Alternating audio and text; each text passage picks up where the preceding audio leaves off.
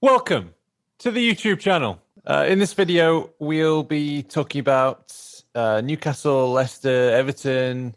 We'll be looking at the ice rink of a pitch, and we'll also be talking about LGBT History Month and what the club are doing. So if you like Leeds United, why don't you hit that subscribe button? It literally doesn't cost you anything, and it probably takes less than a second.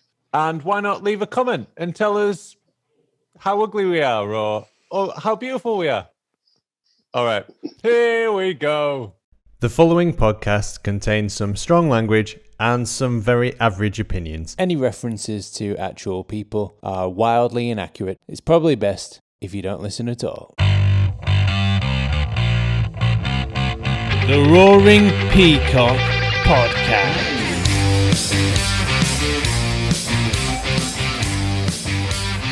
Welcome back to the Roaring Peacock Main Cast. On the show, we'll take a look back at Newcastle, Leicester and Everton fixtures, look ahead at Crystal Palace. We can't skip over the pitch, but we'll probably slip on it.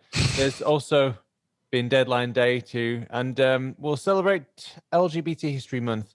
We find out what the club are doing to celebrate it with our guest Mish from Marching Out Together. But first, the week began with a trip to Newcastle where we probably didn't deserve to win, and continued with a trip to Leicester where we did deserve to win, and ended with a loss to Everton where we deserved to have longer studs. In injury news, we're hearing that Forshaw and Berardi are delighted to have some company for a change, with Llorente and Rodrigo spicing up those games of Monopoly. But we're saddened to hear that both of Rob Price's parents passed due to COVID, and we're hoping that he's got some strong support around him at this time, and that the people who aren't taking this pandemic seriously do. While in the quietest January transfer window any of us can remember, deadline day came and went without so much as a whisper of a DePaul. A few players left on loan that we didn't realise we even still had. And no one wanted to buy Boy, though. So we'll have to say bye, Boy, in the summer. The under-23s put in another impressive performance against Sunderland. They're now 10 points clear at the top, prompting chants in households all across the LS postcodes of, "And now you're going to believe us, we're going to win Premier League 2 Division 2. And the slightly catchier, na na na na na na na na na. The kids are going up, the kids are going up. For more on the, nobody was singing that. For more on the under-23s, you can catch our youth pod that comes out every Saturday or Sunday. And RIP East Point Arena, F's in the chat, as Ellen Road is finally on FIFA. The people dancing on the chairs in the disabled section and the away fans in the Kop were a bit uncalled for and a bit unrealistic, with none of the players slipping constantly. And in non-Leeds related news, our regular post-season tour destination is in doubt after Myanmar had their government overthrown. Still, the last time we went there, there was an attempted genocide. So I guess, fuck it, Myanmar it is then. Sadly, it was £32 million raised and 100 and out for Sir Tom Moore, the Keighley man who refused to kneel before the Queen because he wouldn't be able to get up again, was an inspiration to the whole country throughout this pandemic. And a bunch of Redditors short-squeezed Wall Street firm into losing $4 billion using an app called Robinhood. Speaking of Robinhood, Nottingham Forest finally chased down Leeds. They finally matched Leeds' points total for the 1920 championship season. 20-odd games into this campaign. Good on them. And finally, a co-commentator in Scotland lost his job after he apologised for not turning his audio back on after half-time because he'd had a shit. And had to squeeze pretty hard.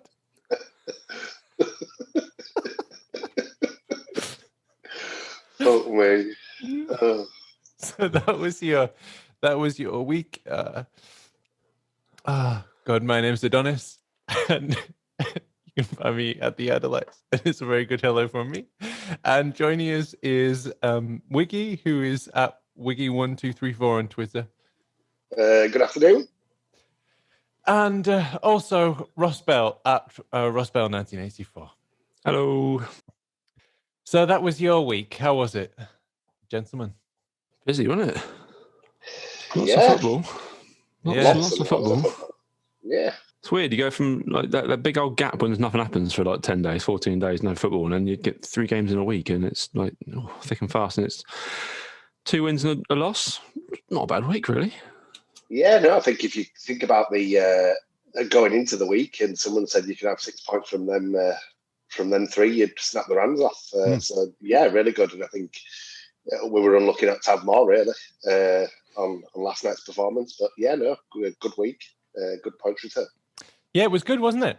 So let's talk about Newcastle first then. I thought we probably didn't deserve anything from that game. In hindsight. Yeah, if Newcastle could shoot, then they probably would have beat us. 22 shots, but only 5 on target. We only had 2 on target, but we scored both of ours. That's the difference there, isn't it, really? I think the problems we caused were the problems we caused ourselves, though, by being crap. And you're right, they can't shoot, so we've got away with it, and we're lucky to, at this level, get away with that. I think that we felt so bad about it because we kind of assumed that Newcastle hadn't improved, and they have, haven't they? They've turned their form around. Yeah, they are. They beat Everton just after they lost to us, and yeah, it's all down to Graham Jones coming in and being the new kind of assistant coach. He's not. He's taking Steve Bruce's job, whether Bruce likes it or not. But he seems to have had the players seem to want to play for him now, rather than when we played them just before Christmas. They looked devoid of any idea at all. I think they're still crap, though. Like, the only saving grace for them is that there's 3 teams that are absolutely terrible that are going down, and that will save them, and that will save a lot of other dross in this league. The fact that the 3 down there are terrible and not going out of it, that's for sure. If anyone from Newcastle is listening, Wiggy's got a message for you. Yeah, your team's shy. But they already know that, so it's fine. Okay, and Leicester, where we did deserve to win then, was a fantastic performance and something that we really needed, I think. We were brilliant. We were really, really good. The first half I thought was pretty even. I think we maybe just shaded it first half, but then when he decided to take all Brighton off, who seemed to just have the free run of wherever they play now, the Walker Stadium, Filbert Street, whatever it's called, took him off and brought a centre-back on. It didn't make any sense to me, and it just kind of gave us the impetus to just go and attack. Yeah, I think the second half they changed it up, didn't they, to start with, and I was screaming at the telly. I'll admit that we needed to change something because we just didn't look like we could get to grips with it. But then all of a sudden it clicked, and we got it, and there was no turning back from that. I'll admit, I think just before we scored the second, I was screaming at the telly to get Bamford off, and I was like, "What? Get him off!" You know, Roberts has been really, really decent when he's come on. Let's bring Roberts on and change it up a bit. And I'm so glad that I'm not listened to. I'm not heard in my house on my own, screaming at the telly. No, it was. I think it was Strauch who made the interception and gave it to Rafinha, and then it was the first time ball in for Bamford, and what a finish that was. And I felt that was the turning point where we believed that we could beat them and we could get a win that day. It still baffles me how he didn't look at the goal. He just stared at the ball the entire time and managed to place it inch perfectly into that top corner. If I tried that would have gone over the stadium. It would have just gone miles wide or something. It's mad that you just know where the goal is, and you can't really get on him for not doing it more, because he's done it pretty well this season. He's pretty good at this year. No, he is. He's much improved. I think last season I was probably one of his biggest critics, and I think he's really stepped up and showed a lot of people this year that he's a decent footballer. He can score goals, and he's doing the business for us. I think anyone else probably wouldn't have scored that on Saturday. I think Clicks would have ended up back at Ellen Road, so it's good that it dropped to Bamford and he put it away, and then. Going the third one, he's completely unselfish act and Jackie Harrison and putting that one away, and then that's game done, isn't it? Would he have passed that if he hadn't already scored that one earlier in the game? I'd hope so. I'd like to think so. I think that he hasn't really endeared himself generally to our fan base because he's very softly spoken and he seems to be very nice, and he also missed a lot of chances. Yeah. So he's improved his efficiency a lot this season, and he's still a very, very nice chap. So if he had a bit more needle to him, I think he'd be very, very popular. As it is, he's just kind of somewhat popular with our fan base. I think it's that, and I think it's. The first two seasons he was with us, he missed some sitters, and that gets people on your back, doesn't it? Especially when that's your main role and your main job. And I know he does so much more for us as a striker and as a forward, he does. But when you're paid to score goals and you're not scoring them, people are going to get on your back. And not only was he not scoring them, at times he was defending for the other team when it would come off him on the line, and you'd be like, for God's sake, what are you doing? Yeah. But yeah, this season he's been different class. His goal conversion is still really low. It's only 18% of all the goals he scored. Salah's the leading scorer. He's got 28 goal conversion. Son's got 41% goal conversion. So he's still not as efficient as these top level strikers. But for a guy that's mainly been a championship striker his entire career, he's doing fantastically. Yeah, I think there's one season, I think it was 2012, 2013 season, where Messi got something ridiculous goal conversion rate, over 100%, maybe I think he scored 60 goals or something. So Jesus Christ. Can you imagine him under Bielsa? I mean, what is in the water in Rosario? Yeah. Madness. My God. And I've just seen an article on BBC about where would the best destination for Erling Haaland be? Leeds. Would it be, but they've said, would it be Man City or Liverpool or whatever? And I just think if you put Haaland in this Leeds team, oh my God. 40 plus goals a season, isn't it? He's not going to miss the chances. He's not going to have an 18% completion rate or conversion rate. That's going to be up around 50% at least, you'd think, some of the goals this boy can score. And that's nothing against Bamford. It's just Haaland is a wonder kid. Yeah. I especially this season, because it's just a bizarre season where, goals are going in left, right and centre. The Scum beating Southampton 9-0 is another example of this crazy season we're in. Yeah, 6-2 starting to look like it's all right. We got away with it, didn't it? We were competitive at least. To be fair to Southampton, they got fucked again by this ridiculous VAR of a nose hair offside. Yeah. That's How can the authorities keep that going? I mean, every single line they drew on the screen made it no more clear that he was onside. Everyone just said, "Yeah, this guy's onside. Why have you disallowed this?" I just don't understand what they're trying to get to. It just makes no sense whatsoever. It's not. It's not. It's a nonsense. That's exactly what it is. It's ruining, and it is ruining the game. And until it isn't VAR that's the issue. It's the implementation of it that's the issue. Yeah. And I think they've got to take a step back. They've got to pause and reflect and say this just is not working. Our implementation. We've got to put it right. And until we do, it should be suspended. Yep. And it used to be that if you're in line, you're onside. And I don't understand what's happened. And another thing that I don't understand is the handball rule.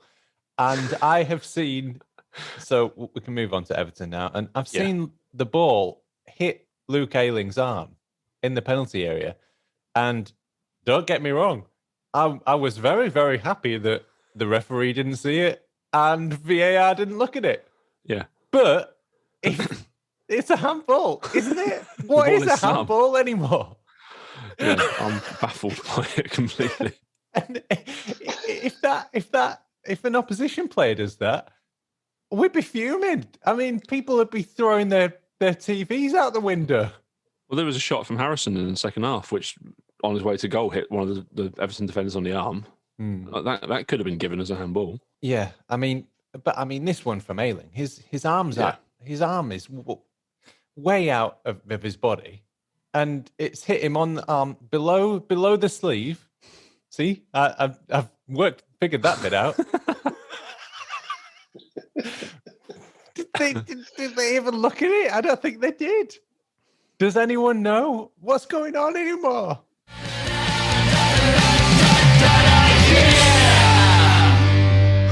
I think Graham Smith tweeted actually, they're checking that VAR, but nobody knows what the actual rule is anymore, so it's kind of a waste of time checking. Yeah. I think just giving him something to do for a couple of minutes. Yeah.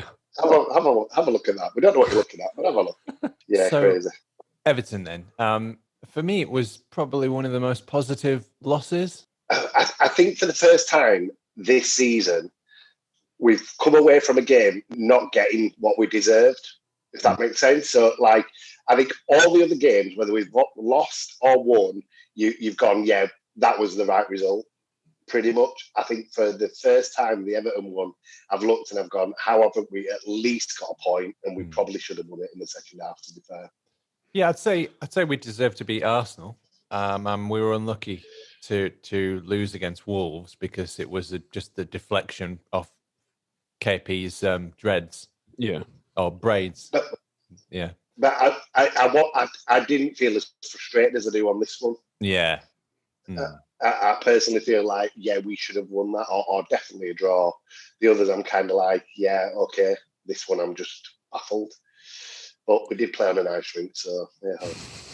Yeah, I've missed it. I was at work last night. I've only watched the highlights, and bar there being no one marking Gylfi Sigurdsson as he scores the easiest goal he'll ever score, all I heard was people just falling over all night long. Is it really that bad? I think we just like to moan about the pitch. So now they've sorted it, we've decided that actually we're going to moan about people slipping on it. But to be fair, they did slip on it. They did slip on it a hell of a lot. Right. I think they borrowed it from the ice rink next door that's been closed ever since it opened. They didn't get it from London.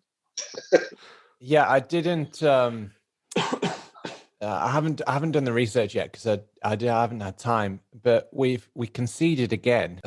Conceded the first goal again early, and I can't understand it because the last 3 years whenever we've scored first, we've looked like we were going to win, and whenever we've conceded first, it looked like it was going to go the other way, because then teams just set up a low block against us. But what I liked about this game was that Everton are an established Premier League team. Have they even ever been relegated? No, never. I don't think they have they? My Everton supporting mates love to live off that. We've never been relegated. Yeah. Right. So that's in their trophy cabinet then, the never been relegated cup. Yeah. But they were setting up defensively against us to hit us on the counter. And we're a newly promoted team here.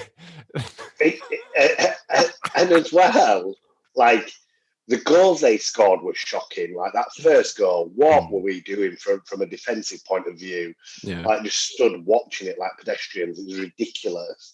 And then another one from a corner, and you just look and you think, God, when are we going to sort this out? And I know that the media love to jump on the back of it and love to give us a hammering for the fact that we can't defend corners or set pieces. But you do look and you think, when are we going to sort this out? What are we doing about it? Because at the minute, I can't see any evidence that it's improving.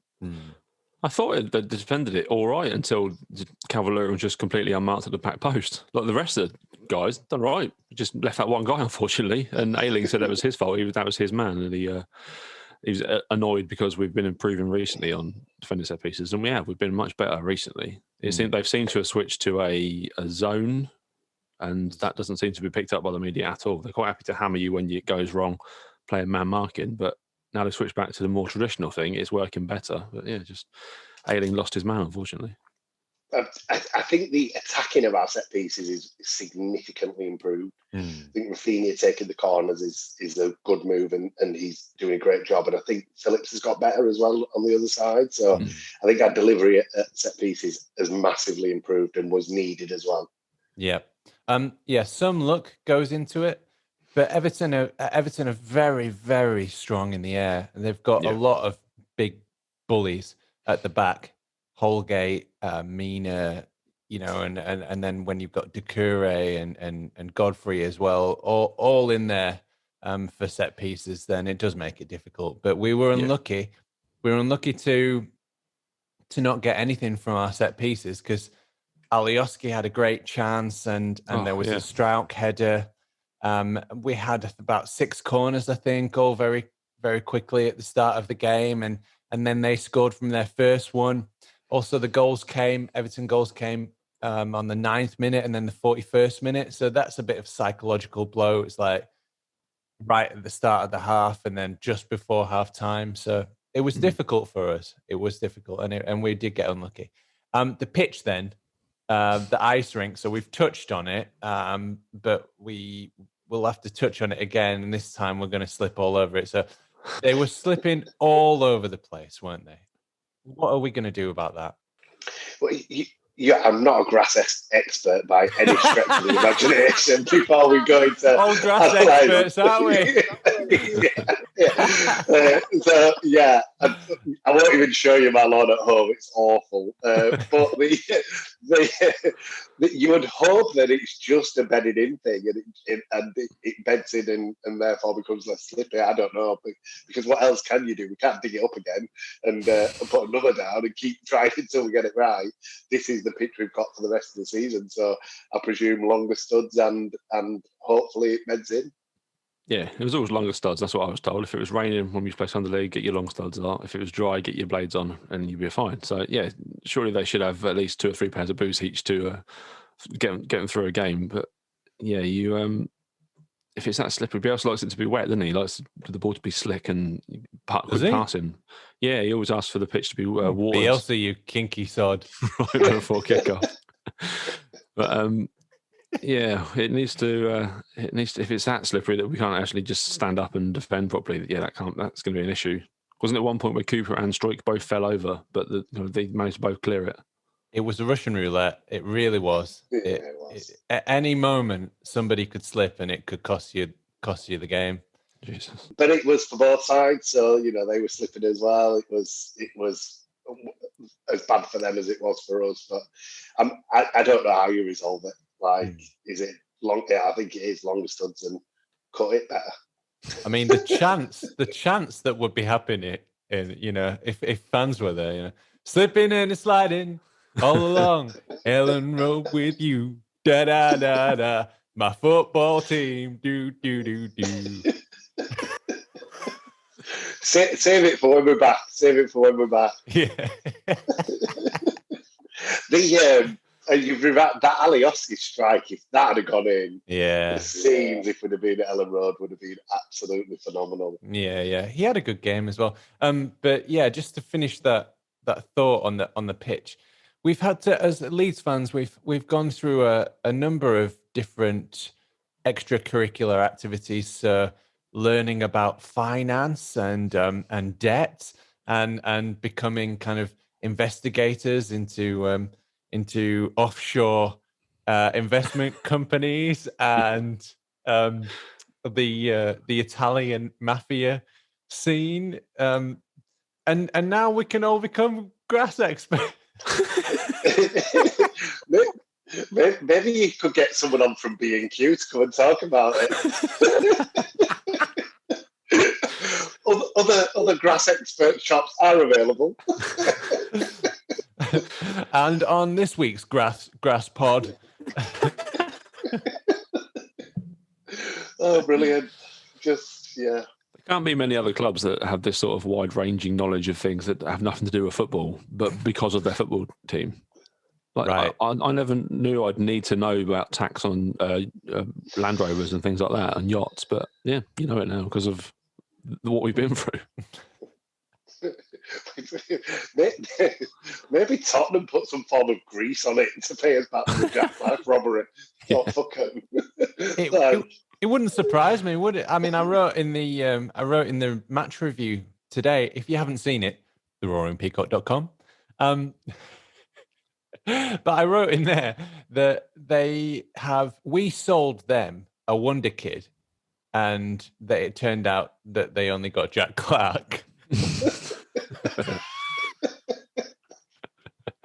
And they've sold us what? And so in revenge, they've sold us a football pitch, but it's turned out to be a fucking ice rink. Yeah. and they're pissing themselves with 300 grand of our money for a bit of grass that we could have got from the B&Q at the end of the road. for probably £3,000. They're pissing themselves. We could have got it for free as well. Probably a nice little sponsorship. You know, we'd have to say goodbye to the name Ellen Road, but you know, welcome to the B&Q Arena. B&Q Arena.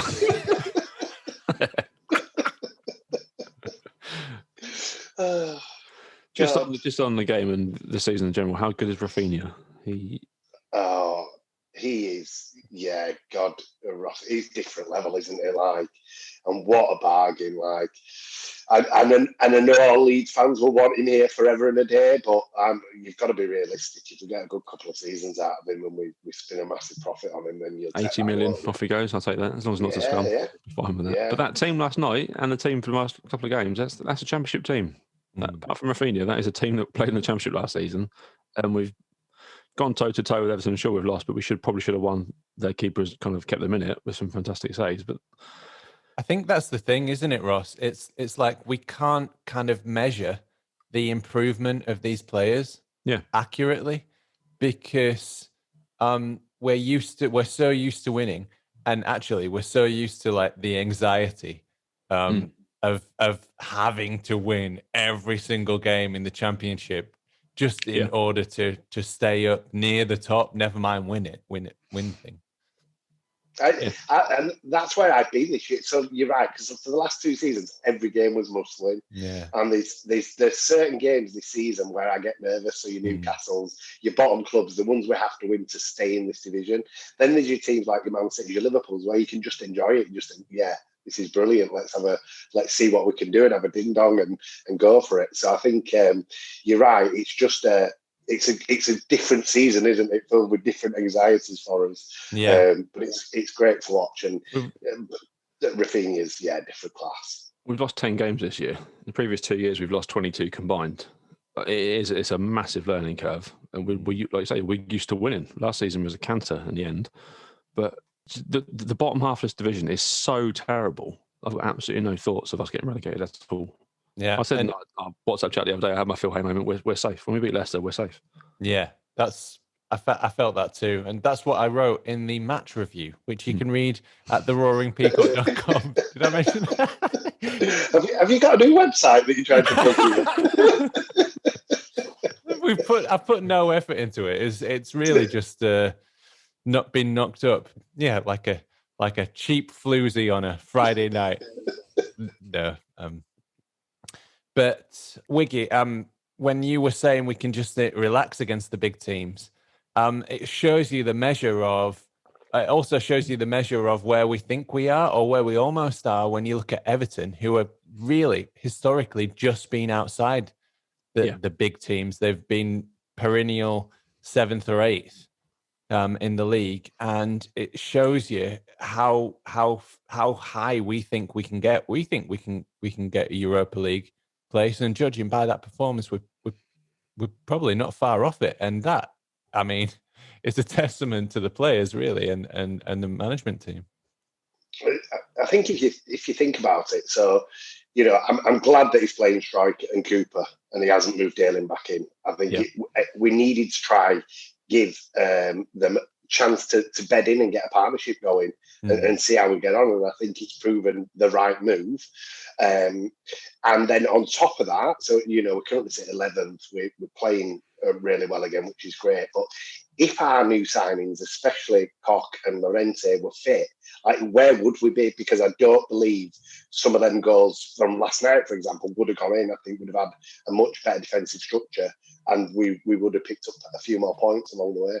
On the other hand, I do seem to recall Koch being directly responsible for a number of goals. Yeah, well, it's Leicester, For a number of cock-ups.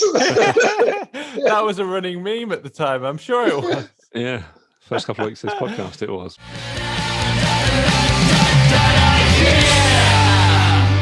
Yeah, we've conceded 38 goals, which that's not bad for a newly promoted team. West Brom conceded 52 goals in 22 games. That is insane. Yeah, they're definitely going down, aren't they? I think them and Sheffield United. I think Sheffield United have been unlucky to a certain extent, but They've I played think well, haven't they? But lost a lot of games. yeah. But I think them and Sheffield United, that's probably some of the lowest points totals that we've seen in the top flight for a long, long time. I think 31 points will probably be enough to stay up this season. I'm serious. I don't think we'll get. And I don't think Fulham or any of the teams will get that many points. They're that bad. And I think, Brighton are now picking up points. Burnley will pick up points again. And I just don't see them bottom three picking up anywhere near enough points to get out of trouble. So Crystal Palace then, we owe them one for last time. It was a wacky game. We lost 4-1 and it didn't deserve to be anywhere near that. Bamford got done by the ridiculous offside rule, and the goals were flying in. There was one from a set piece. Costa, there was a bizarre deflection off an attempted blocked cross, which maybe Melly could have done better, but he was wrong-footed, and there was a freak of a free kick that you'd hardly ever see very many times this season. So it was very flattering to them, wasn't it? Yeah, it was not a 4-1 game at all. You take out those errors and you give Bamford his goal back that was wrongly ruled out. It's a much, much different game. They were definitely not 3 goals better than us. Yes, and the big difference this time is we're not in London. Unfortunately, we've got a London ice rink to play on.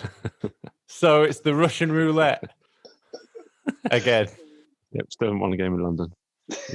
Even playing in Leeds. Yeah.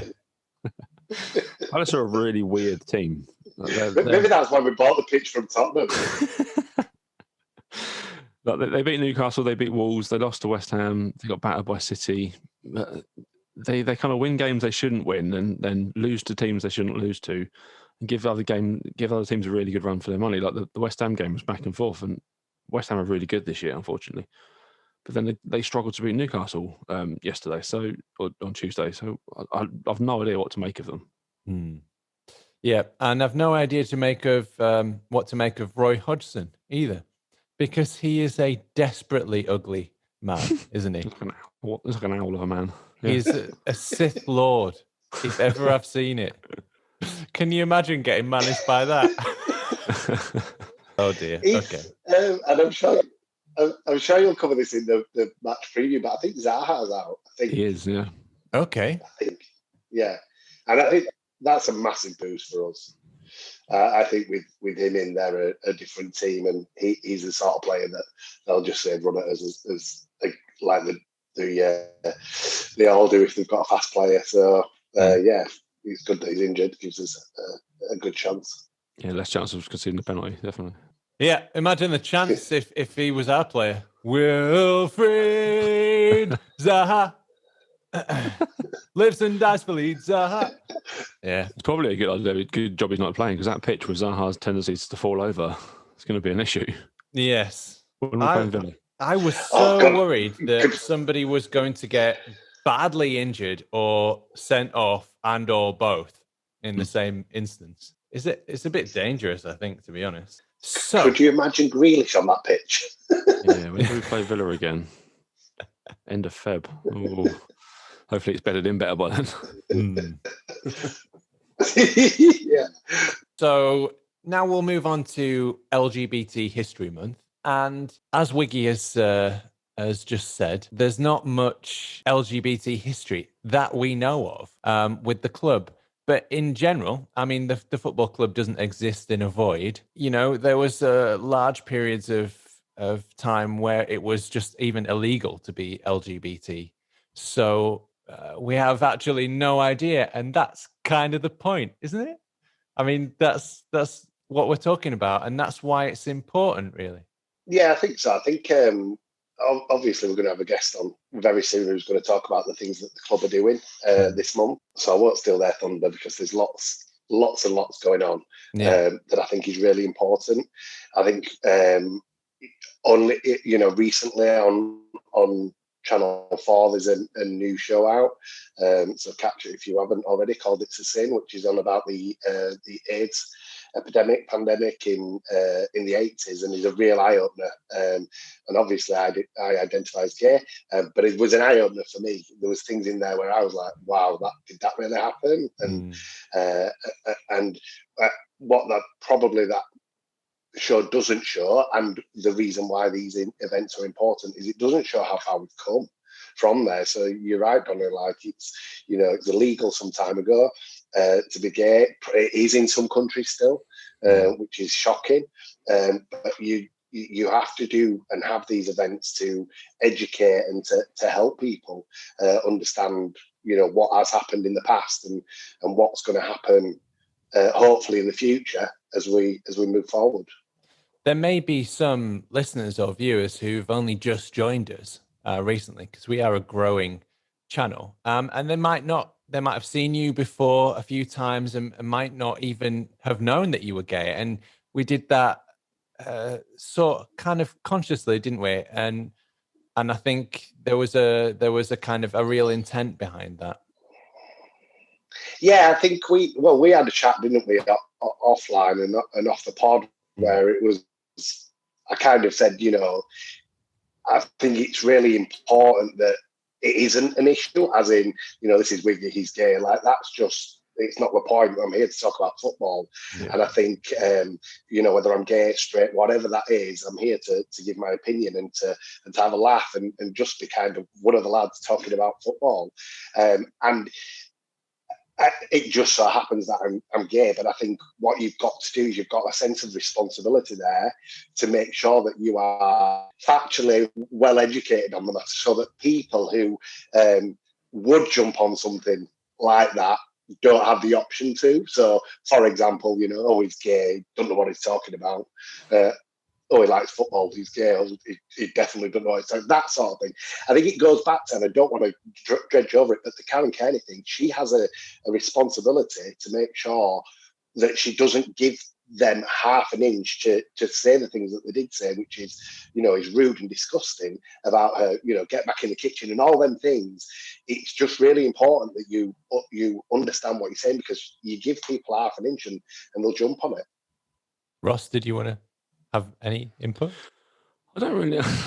I'm coming from a very privileged background that I'm a white heterosexual male. I've got no problems with gay people. I've got no problems with straight people, black people, orange people, yellow people, blue people. It doesn't matter to me. People are people, no matter what their choices are. So, yeah, I can't put myself in the shoes of a gay person attending a football game. It must be, some of the stuff you hear must be absolutely sickening. But I'd like to know what you think, kind of how the clubs have handled stuff like Leeds. I remember when they had the GFH were in charge, they partnered up with Stonewall, one of the first clubs to do that, I think.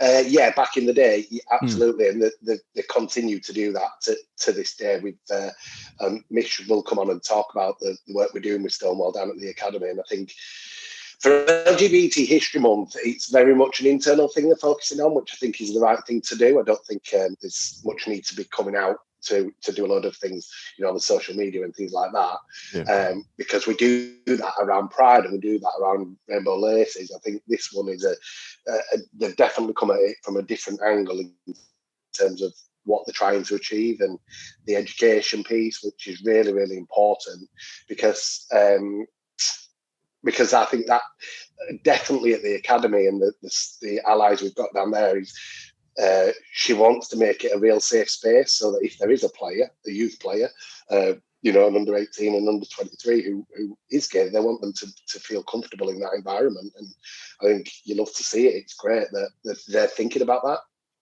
Yeah, I think I think it's I think there's two things. It's like someone's perspective is important, but when it's kind of shoved down everybody's throats, then it gets too much, doesn't it? It's nobody likes that. There's always a point where it's just a bit too much, and it goes with religion or anything else. So it's all about preachiness, isn't it? And I think that's one of the factors why we don't, also because it'd be demeaning. Obviously, that's the number one factor, but we don't parade Wiggy round like, oh, here's the gay one. We've got one, And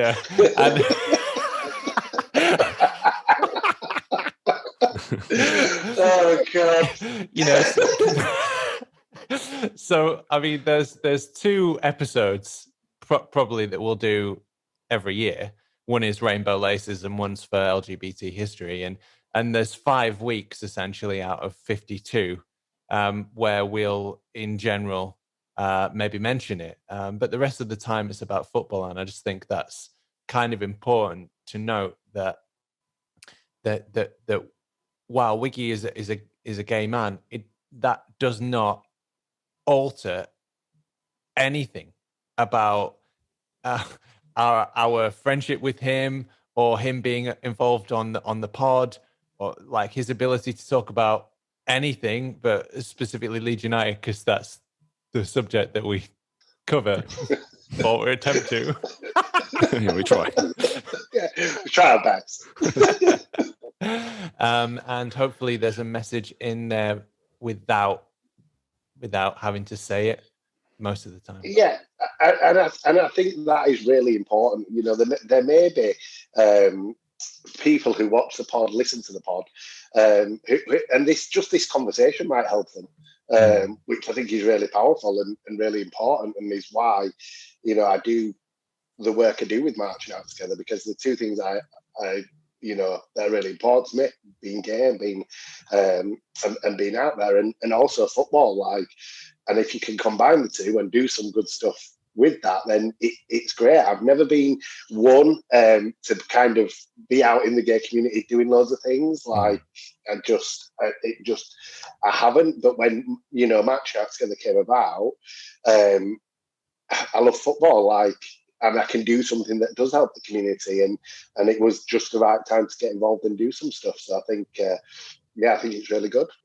Brilliant. Okay, so now we've got a knock on the door, and we're going to have to let her in, I suppose. It's Mish, one of the Marching Out Together members. Hello. Hi, Mish. How are you going? I'm all right, thank you. I'm good. Hello. Welcome to the podcast. Thank you. I tried so hard to get any kind of female who would like to be a podcast host, because one of the ideas before we started this pod was that we could maybe try and diversify the co-hosts, and not just have white 18 to 35 males on, and unfortunately it wasn't possible. Made it now. Then. You're fulfilling a long-term dream. Oh wow! I don't know what to say about that, but I'm very happy to be doing so from a distance. So, Mish, you're here to talk about LGBT history. Yes, I am. Basically, we're gathered around the campfire here, and you're the messenger, giving us the information. Some marshmallows going.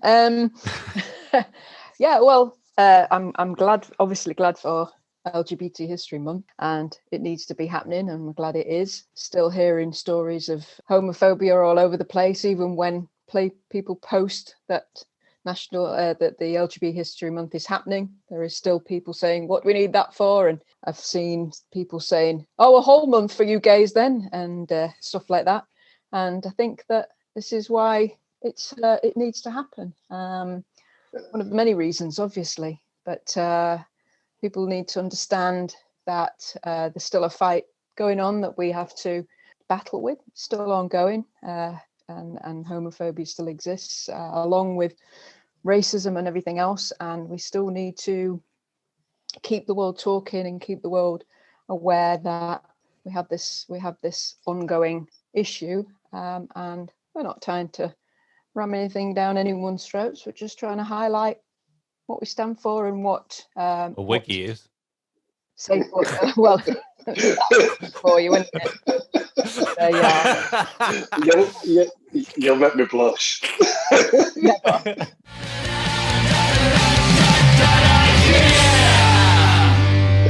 I've not seen that happen yet. I think you touch on a really important point, and that's the kind of the echo chambers that exist now. That people maybe there are people who genuinely don't think that it needs to be an issue or needs to be talked about, or the gays need to get a month or whatever. And I think that there's another echo chamber as well that's very vehemently against it. Yes. Can you maybe, like, for the people who were sort of uninitiated, can you maybe give us some indication of first, like, what it's like, even just being a female fan, never mind being a lesbian fan? Yeah. I mean, I think that, to be fair, that, and it's not fair, obviously, this, but lesbians at football grounds, personally, this is speaking from my perspective and friends that I've spoken to, it's almost accepted. And I think this is why you tend to have more out female players in football.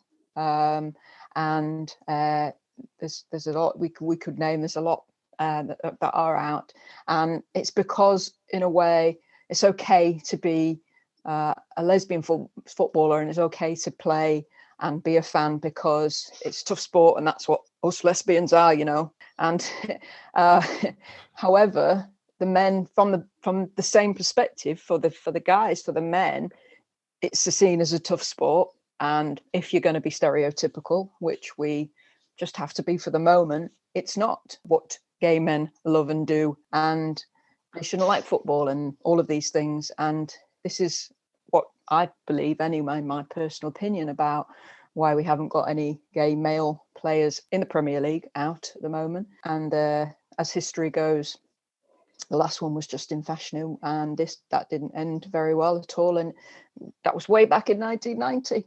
And there's language that's used at football grounds as well, which is still going, still out there. It may just be a harmless comment that someone makes that doesn't think anything of it. Get up your puff, you know, talking about recently even, where there was somebody who said, called another player a faggot and that kind of thing. And it's all negative. It's all negatively used. No one says, what a great goal by that puff. No one says it in a positive way. So, well, I've not heard it yet. Anyway, have you? Next time we get Popion, we'll let him know that. I haven't, but Dolly, if you ever play a five-a-side and it's got a good goal,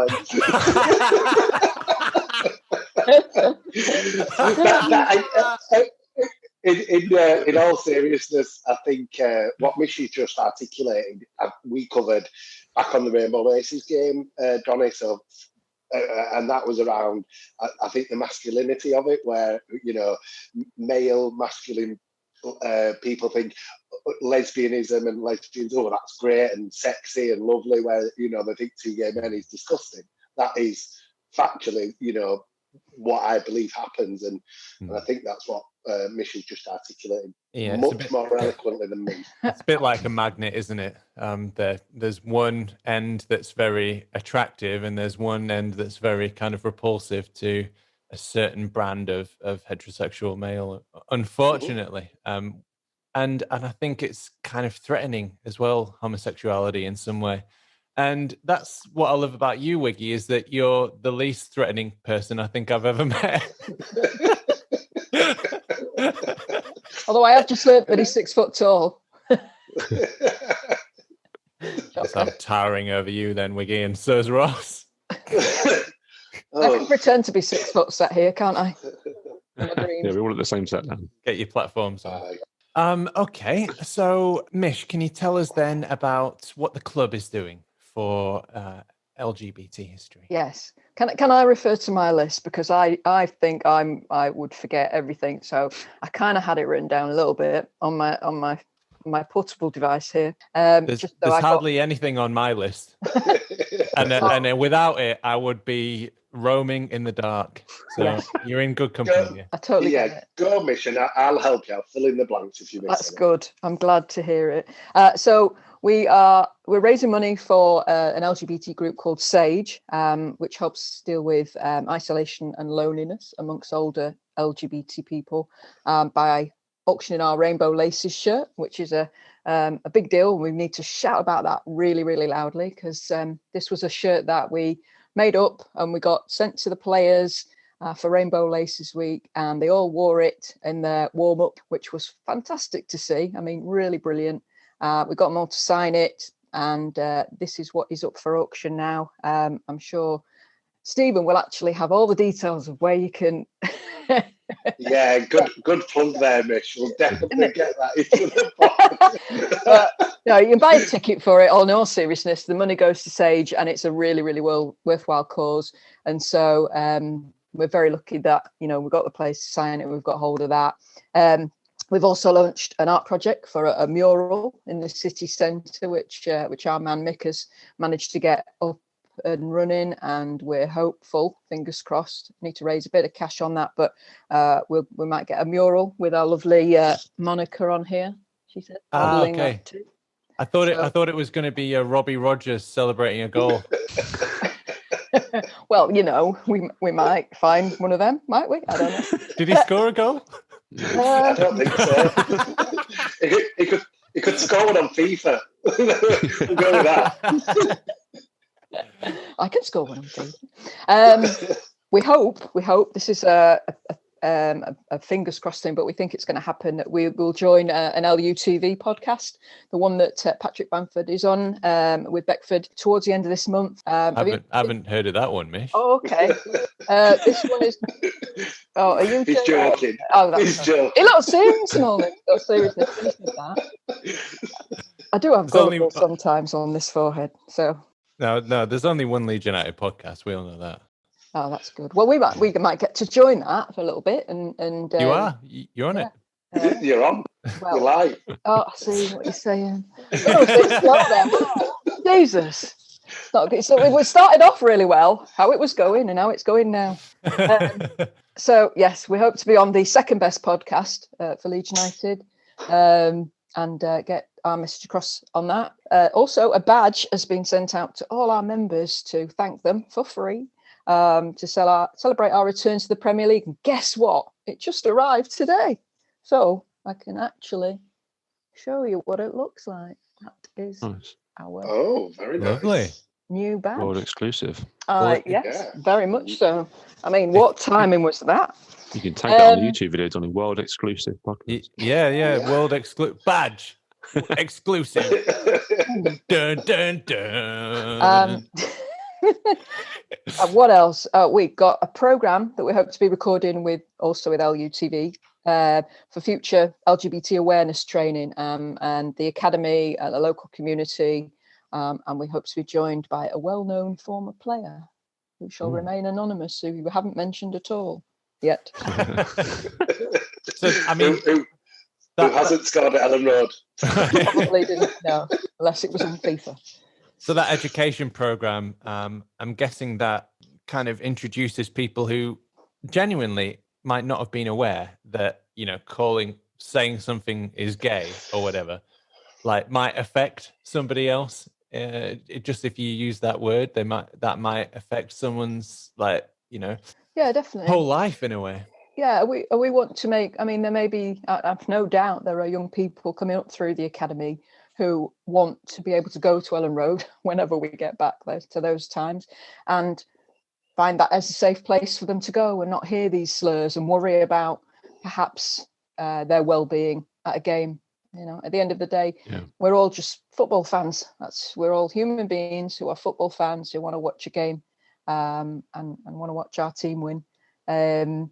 when I was a kid, I went to, Leeds Grammar School, so all boys grammar school. I mean, if you thought something was stupid, you'd say, "Oh, that's gay," or and I had no idea. So I think if I had have known that was affecting other people, I mean, I was happy as Larry, completely blissfully, ignorantly unaware, and probably there were a couple of that sat around the table who were having, psychological distress at the use of this word. And if I'd have known, of course, I never would have said that. So I think that education programs like this are really important, especially in, as we've talked about, Wiggy, like very macho environments that are changing rooms at times. And I think that's it. The educate, because most of the time, some of the time, people don't know what they're saying is offensive or is causing hurt or damage, and that's what the education piece is about. And I think the commitment from the club, since we've been in the Premier League, has gone just up another step. It's always been great that they've really got behind it this year. And so on Monday, the training was for the senior leaders of the club, including Angus, for 3.5 hours with it was either Stonewall or football versus homophobia. I get mixed up. But it was a 3.5 hour course that all the senior leaders at the football club went through. And I think that, to me, to show that your CEO is going and taking it that seriously, shows for me a different level of commitment.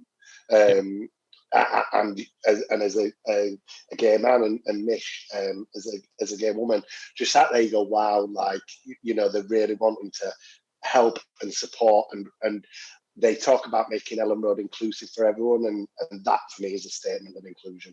We need to get Victor onto this. He needs to be there with his binoculars and his marching out together flag. Definitely. Yeah, definitely. But he will. I'm sure he will have been on that course, and I think it's a great that they're all going through that and all supporting each other because they can support and help each other, because there'll be some things that they don't know or didn't know going into the training that is offensive that they won't have thought was, and I think it's great. I think the other 2 bits of training that are happening is all through the academy as well, again with Stonewall and football versus homophobia. So I think it's next week. The under 18s and the under 23s are going through a training program for a couple of hours, which is great. And marching out together are gonna be there. So we're dialing into it. We haven't agreed who yet. That might be an exclusive, Mish, but we're dialing into it. We've got a board meeting on Saturday, so we'll be discussing it then. First dibs. Yeah, there you go. That might lead into what the last bit of what I've got here, which is about Katie Sleeve from the Academy launching a comprehensive series. Now, I've got to say this because my man Andrew, who sent me this list, he meant to write the words LGBT awareness training courses for staff, as you just said, only he typed the word lager.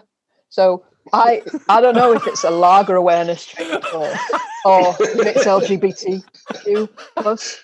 So you make of that what you will, really, to be honest. To find out when you get there. Is a Freudian slip there. Yeah, and maybe that's why Angus was there. I don't know. I mean, lager training. Does it talk the differences of Stella versus Carlsberg versus Carling? Yeah. Gives you the differences. Dry January has really had its effect on poor Andrew. It was Stephen who did Dry January. I think Andrew was on the lager anyway. But yeah, I thought that was it just made me laugh, did that, because I thought he meant to put larger, and then he said, no, I meant LGBT plus. So autocorrect it is best, maybe. But I think that training you're on about, Mish, for us is really important, because that is kind of inward facing and making Thorpe Arch Leeds United an inclusive employer, inclusive place to be.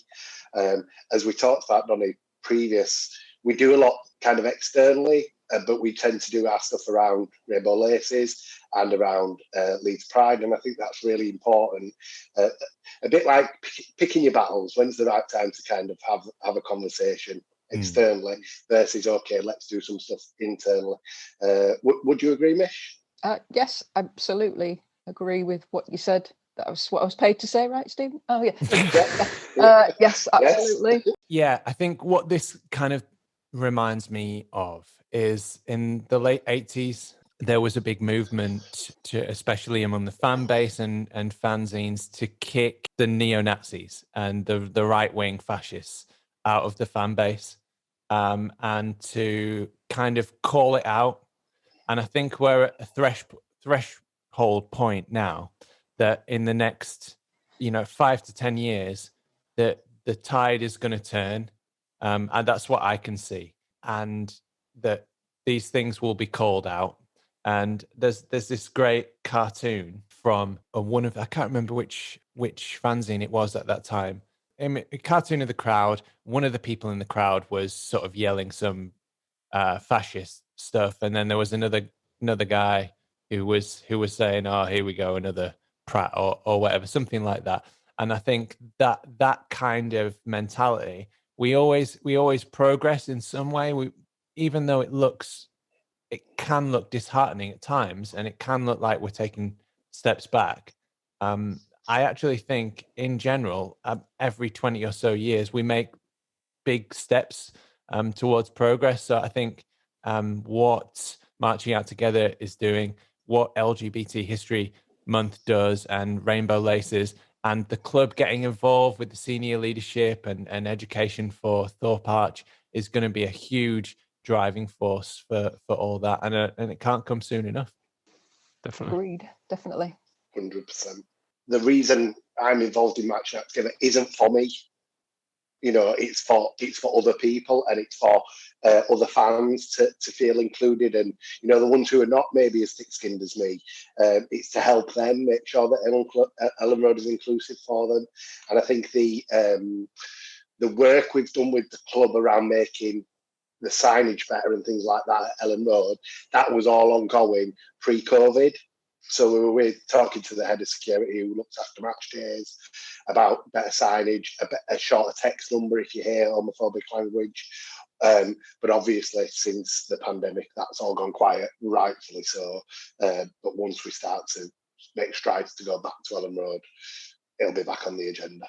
I am a member of Marching Out Together. I have been for a while now, over a year and a half or something. And I am most definitely heterosexual. So whoever is listening to this pod, can you tell them how they can get involved? It's on the pinned tweet on our Twitter. If you want to get involved and become a member, just hit that, and you will become a member if you want to, or if you just want to follow us on Twitter. Then choose whichever way is best for you. And what is it, at Marching Out Together on Twitter? Yeah, it is. Okay, so you can inquire there. You can email marchingouttogether@gmail.com. And there's also a raffle, so don't forget that. We'll put all of these links in the description of either the podcast or the YouTube video. So get involved, and basically the more the merrier, and the more support that we can show to this, the quicker the tide will turn. And the minority, which I do believe is a very small minority, will have to quite just shut the fuck up, basically, because they'll realize that they're vastly outnumbered. I think it's just about educating people, because I get upset and I get annoyed. Maybe I'm not as thick-skinned as Stephen, but people get frustrated that you're mixing sport or football with LGBT stuff, and it's like, but it goes together, and football's massive, so it's a great platform to use, and that's all we're trying to do: be football fans watching football. I think each of them negative comments just make it really and show why we do it. Okay, so thanks very much. Thanks very much, Mish. That's hard to say, isn't it? I know. Oh, God. Well, my wife is called Mags. It gets even worse. What's your Mags? Thanks very much, Mish, for joining us. That was really insightful, and so great to hear what the club are doing. Thanks for having me. Thanks, Thank Mish. you.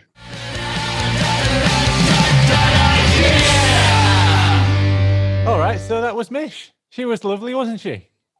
Very lovely. She's welcome back in the future. I felt like it was one of those Vice President of the United States type things, first woman on the pod. First lesbian on the pod. You know? First person from Leicestershire on the pod. You're diversifying. Yeah. We do. You wait for a diversification, and 3 come at once. Oh dear. Oh. So that's just about all we have time for. So final thoughts, I guess. Yeah, good week for Leeds. Excited for the rest of the season, and yeah, get involved with Marching Out Together. I've literally just signed up myself. Ross is just after a free badge. That's what's going on now. I've seen those fabulous free badges. You've missed the cut-off. Yeah. I've got a contact though.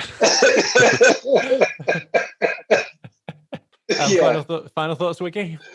Yeah, a great return on points from the 3 games we've talked about. I think we are definitely safe. So let's enjoy the rest of the season. Let's see how far we can get up the league. If it's a bit further, that'd be great. But where we are is really good too. So get involved in Marching Out Together on the links and things that Mish said. But thank you for having me. It's been a great day. Oh, a pleasure. Well, you're a peacock, so we don't need to. You're part of the furniture now. We don't need to thank you for coming on. So this at the end of this 65th podcast. Christ, have we done Jesus that many? Christ. Really? We've slipped and slid to it, and I hope you've enjoyed it. And as I said last night, how is the mental facility? We appreciate you still tuning in, even though that's the reason why you're in there. So if you want to follow us at Peacock's Raw on Twitter, you can do that. We give away a piece of my art every month. And we've got loads of stuff coming up for you. We've got book reviews. Some of these books are about to be reviewed. So 100 Years of Leeds United by Daniel Chapman. Apparently he's on some other podcast I've never heard of. No, never heard of it. Service Crew, Leeds United's Hooligan Gang. So look forward to a special on that. I've got Football Cliches, which is another great podcast. It's not about Leeds. And the biography of Leeds United by Rob Batchy. There's loads of stuff going on. I can't believe you wouldn't press the subscribe button because it's fucking free, you horrible, mean bastard. So if you haven't done it, click on it and write some comments and like the video, for God's sake. It's a very goodbye from me. My name's Adonis, and it's a very goodbye from Ross. Goodbye. Make sure you like and subscribe. And it's a very goodbye from Wiki. Goodbye. Like and subscribe. I'm getting paid to say that. Come on, Leeds. On and on, on and on and on. On and on. And on. Most of our stats come from LUFC Stats or LUFC Data on Twitter. A very special thanks to Barney Stewart, Cook Ewan and Howard Metcalf, Josh Pearson, Laura, Leon and Rob, The Light Show, and all our family and friends. So many games to play, don't care what's on your mind. I should have said no, but